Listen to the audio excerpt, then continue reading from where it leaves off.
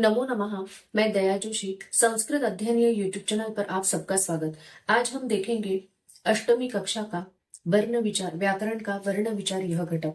देखिए, पहला प्रश्न है, विकल्पेभ्यः उचितम उत्तरम चित्वा रिक्त स्थानानि पूरयत।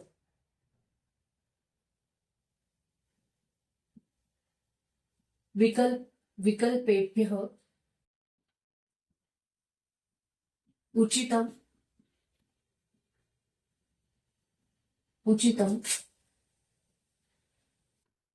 उत्तरम चित्वा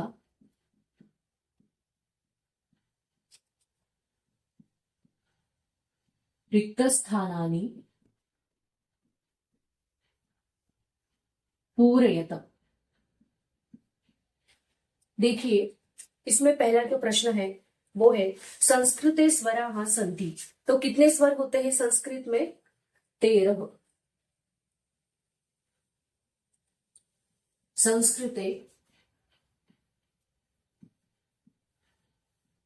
स्वराः त्रयोदश, 13 स्वर होते हैं।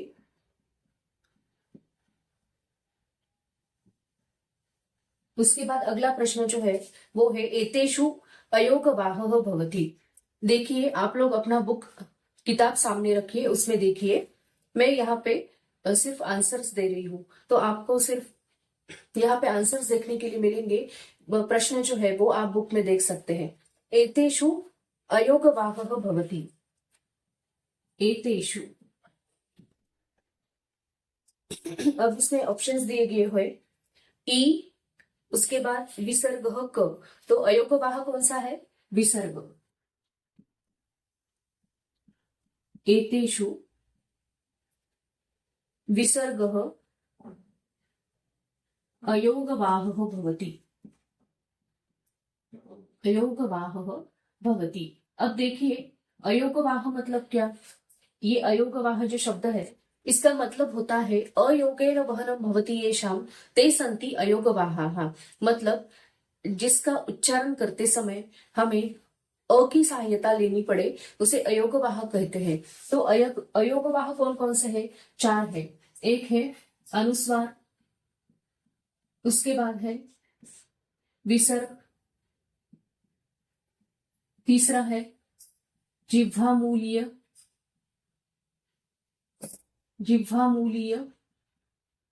और उपधमानीय।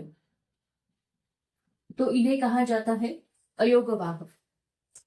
उसके बाद देखो, तीसरा प्रश्न है, स्वर व्यंजनानां वियोगेन भवति। स्वर व्यंजनानां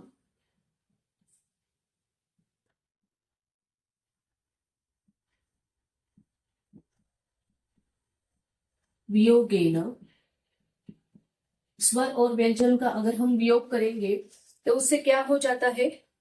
वर्ण विच्छेद, वर्ण विच्छेद भवति।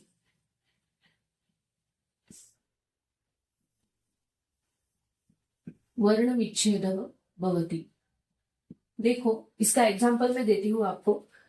स्वर और व्यंजन, तो क ये व्यंजन है और अ ये स्वर है। देखो, तो इसका क्या बन जाता है? पूरा क बन जाता है। और ये क का अगर हम विच्छेद करेंगे, क और ओ व्यंजन है और ये विसर्ग है, तो इनका अगर हम वियोग करेंगे तो क्या हो जाता है? ये इसे वर्ण विच्छेद कहा जाता है। उसके बाद अगला प्रश्न देखिए, प्रश्न चौथा, श, श, स और ह भवति। अब इन्हें क्या कहा जाता है? तो इन्हें कहा जाता है ऊष्म व्यंजनानि। ऊष्म व्यंजनानि, ऊष्म व्यंजनानि भवति, ऊष्म व्यंजनानि भवन्ति। श, श, स और ह, इन्हें ऊष्म व्यंजन कहा जाता है। उसके बाद देखिए अगला प्रश्न, एतेषु एतेषु वर्णः स्वरः भवति। अब यहाँ पे ऑप्शन दिए गए है देखो, ई, क और ज। तो इसमें ई यह स्वर है, एतेषु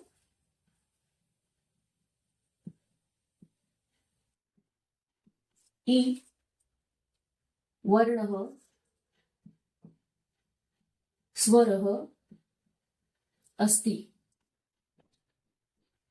ई वर्ण है जो, उसे स्वर कहा गया है।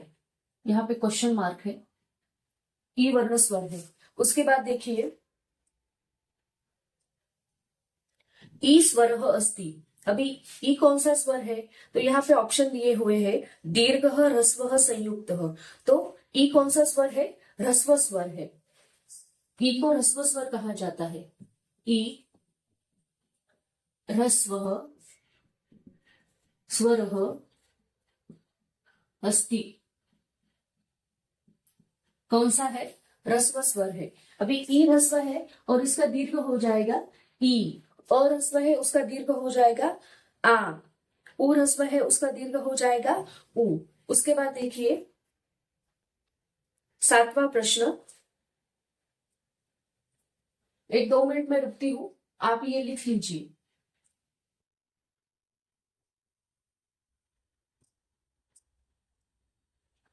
अभी इसके बाद देखेंगे 7वां जो प्रश्न है। तो 7वां प्रश्न कौन सा है? देखिए,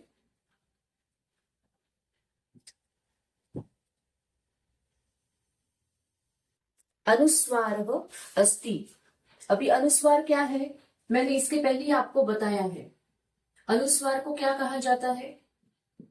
अनुस्वार। देखो, अनुस्वार क्या है? यहाँ पे ऑप्शन दिए हैं स्वर, व्यंजनम, अयोगवाह। तो क्या है अनुस्वार? अयोगवाह। क्यों इसे अयोगवाह क्यों कहा जाता है? क्योंकि अ के सहायता से इसका उच्चारण होता है, इसलिए उसे अयोगवाह कहा जाता है। अनुस्वार और विसर्ग को, मतलब स्वर के सहायता से ही उसका उच्चारण हम कर सकते हैं, ऐसे नहीं कर सकते। उसके बाद अगला जो प्रश्न है, उच्चारणम स्वतंत्र रूपेण भवति। किसका उच्चारण स्वतंत्र रूप से किया जाता है? तो ऑप्शन दिए गए हैं, देखो, स्वराणाम, व्यंजनानाम और संयुक्त व्यंजनानाम। तो स्वराणाम, कौन सा ऑप्शन करेक्ट है? स्वराणाम उच्चारणम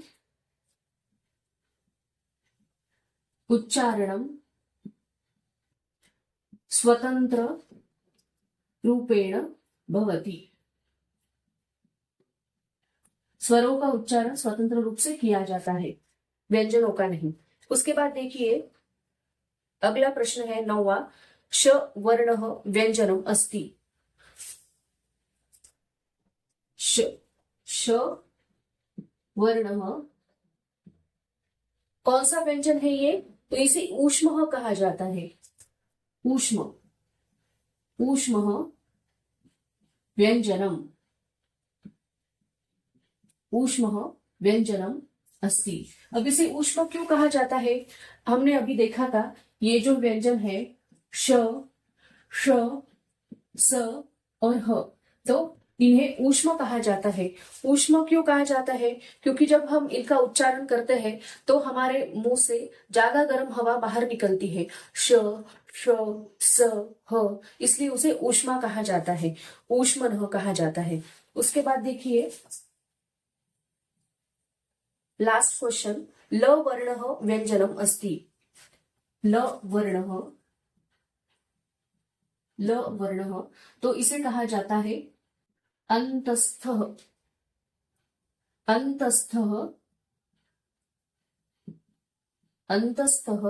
व्यंजनम अस्ति।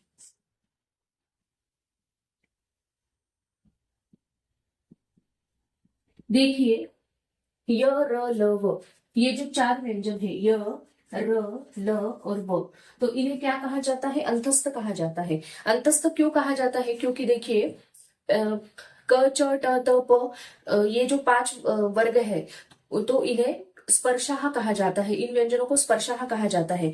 और उसके बाद ये बीच में अंतस्थ आ जाते हैं, और उसके बाद श, श, स, ह, इन्हें ऊष्मानः कहा जाता है। तो ऊष्मानः और स्पर्श, इन दोनों के बीच में ये यर, नव, ये व्यंजन आ जाते हैं, इसलिए उन्हें अंतस्थः कहा जाता है। अंतस्थः मतलब अंते तिष्ठन्ति इति, मध्य, अंतः मतलब मध्य, मध्य ये तिष्ठन्ति, मध्य ये सन्ति, ते सन्ति अंतस्थाः, इसलिए उन्हें अंतस्थाः कहा जाता है।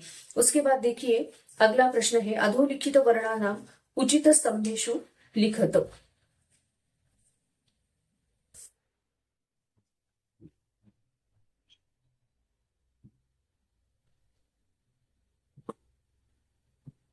अगला प्रश्न जो है, अधोलिखित वर्णान,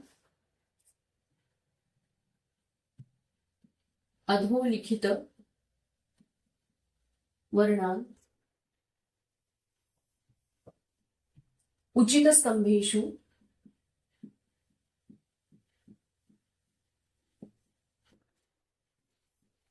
उचित स्तंभेषु लिखत। देखिए यहाँ पे दो स्तंभ किए गए हैं, एक मंजूषा में मतलब बॉक्स में कुछ वर्ण है और उनको डिवाइड करना है, स्वर और व्यंजन, कौन से स्वर है और कौन से व्यंजन है ये हमें देखना है। स्वरः व्यंजनानि, देखिए स्वरः तो पहले दिया गया है क किसमें आएगा, व्यंजनानि। उसके बाद है उ है स्वर। उसके बाद है प व्यंजन है, ल व्यंजन है। उसके बाद है ल, उसके बाद है य, ए स्वर है, ओ स्वर है, न व्यंजन है। उसके बाद अ ई स्वर है, च है व्यंजन। उसके बाद है ट व, ये व्यंजन है और उसके बाद है औ, तो ये है स्वर। देखिए ये प्रश्न हो गया। अभी अगला प्रश्न है, व्यंजनैः सह स्वरान मेलयत। अगला प्रश्न है हमारा, व्यंजनैः सह,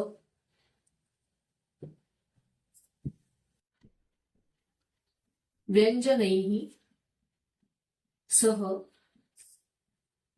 स्वरान मेलयत, व्यंजनों के साथ स्वरों का मेलन करना है। देखो व्यंजनों के साथ स्वरों को मिलाइए। पहला है क, इसका बन जाएगा पूरा क, क्योंकि जब हम व्यंजन में स्वर मिलाते हैं तो वो पूरे बन जाते हैं। उसके बाद है च और आ, ये हो गया चा। अगला है न और ई, ये हो गया नी, क्योंकि ई ह्रस्व है, छोटी ई है, बड़ी नहीं है। उसके बाद देखिए प ओ, तो इसका मिलान करके ये हो गया हो। उसके बाद अगला देखिए र और औ, तो ये हो गया रव। उसके बाद अगला प्रश्न जो है, चौथा प्रश्न, अधोलिखितानां पदानां वर्ण विच्छेदम कुरुत। ये था हमारा तीसरा प्रश्न। अब अगला प्रश्न है, अधोलिखितानां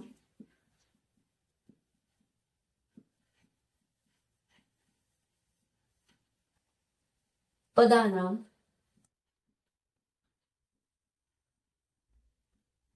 वर्ण विच्छेदम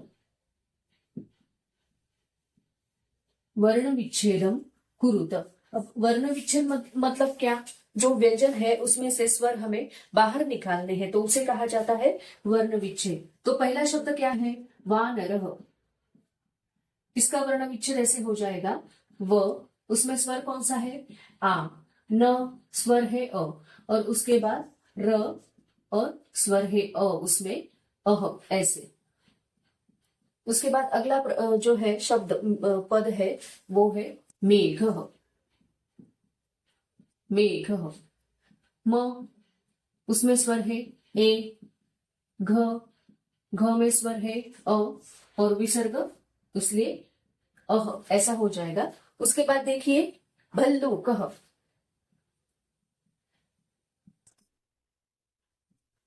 भल्लूकः। भ, अ, ल, फिर से ल, इसमें है उ, फिर है क, आगे स्वर है अ और उसके साथ विसर्ग। फिर बाद में देखिए अगला पद है, देखिए शब्द और पद में भेद है। जो प्रत्यय विरहित होता है उसे शब्द कहा जाता है, और जो प्रत्यय सहित होता है तो उसे पद कहा जाता है। ये सारे पद है, इसे शब्द नहीं कहेंगे। देखे प्रश्न में ऐसा पूछा गया है, अधोलिखिता नाम पदानाम वर्ण विच्छेदम कुरु, तो पदानाम बोला गया है, शब्दानाम नहीं बोला गया है। तो ये सारे क्या है, पद है, शब्द नहीं। इसे शब्द नहीं कहेंगे हम लोग, पद कहेंगे। देखिए लेखनी ल, ए, ख, अ, न और ई। दूसरी है, बड़ी है, इसलिए इसे ई कहेंगे। उसके बाद देखिए रूपकम,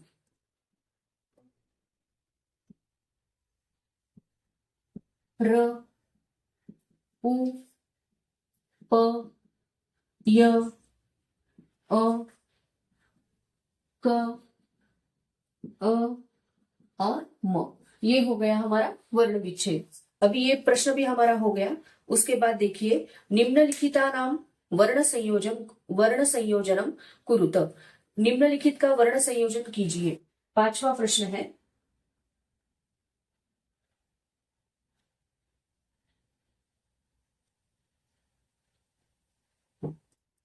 निम्नलिखिता नाम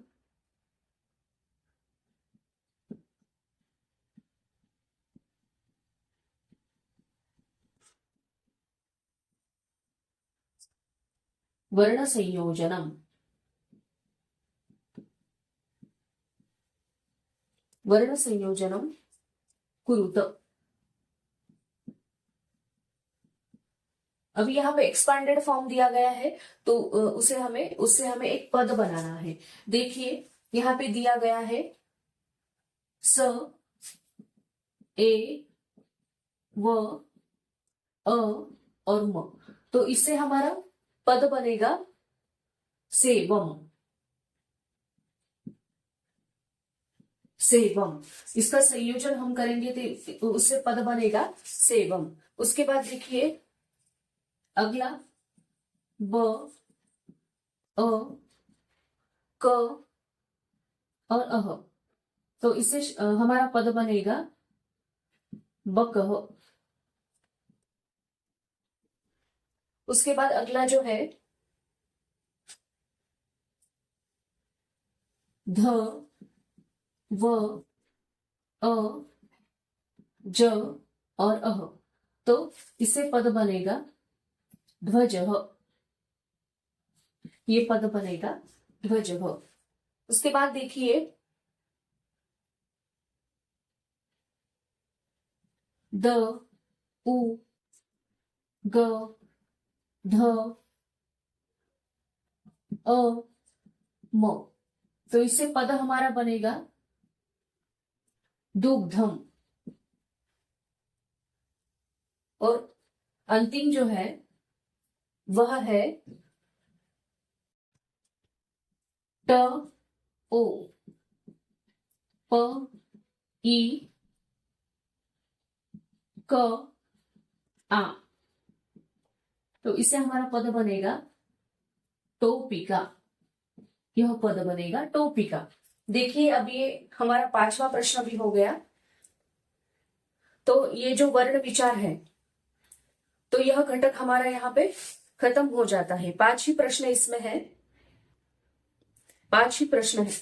वर्ण संयोजन करूं तो तब यह तक 5 प्रश्न इसमें है वर्ण विचार में। तो हमारा ये घटक यहाँ पे खत्म हो गया है। अगर मेरा वीडियो आपको अच्छा लगा हो तो लाइक कीजिए, शेयर कीजिए और मेरे YouTube चैनल को सब्सक्राइब कीजिए। धन्यवाद।